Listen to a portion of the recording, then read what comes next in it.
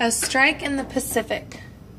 William Formby was born in Hamlin, Texas in 1919.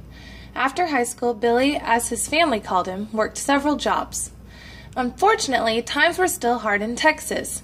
The Great Depression had consumed the nation for years. Good jobs were difficult to find, even though FDR's New Deal programs were helping to improve life for Americans. On December 18, 1940, Billy decided to join the Navy. He would soon turn 21 and knew the U.S. government could draft him.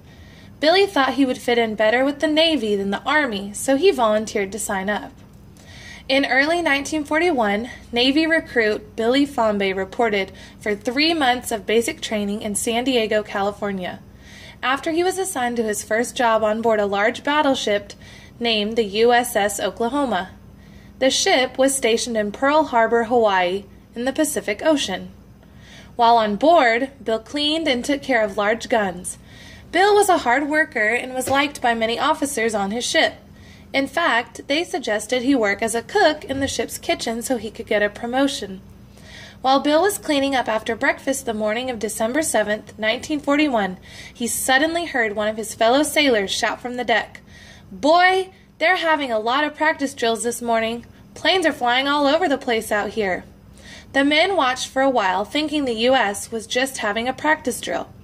Suddenly, they heard cries of panic. "Man, the anti-aircraft guns. This is a real air raid, no joke." The Japanese were attacking. Bill ran to his weapons. Suddenly, the ship was bombarded with torpedoes. Bill clung to the ship ladders while trying to reach his gun. The violent shaking of the ship tossed the men like rag dolls. With minutes, the USS Oklahoma was sinking. Bill realized there was nothing more he could do on board the ship. It was going down quickly. Bill jumped 30 feet into the cold waters of the ocean. For what seemed like hours, he swam through heavy oil and fire. Bombs and torpedoes landed all around. Finally, he was pulled aboard another battleship named the USS Maryland. For hours, USS soldiers fought off the attack of planes. Bill was exhausted and sick from swallowing oil and salt water, but he continued to fight. For days, the soldiers took care of the wounded and worked to clean and repair the military base. Back home in Texas, Bill's family heard about the attack.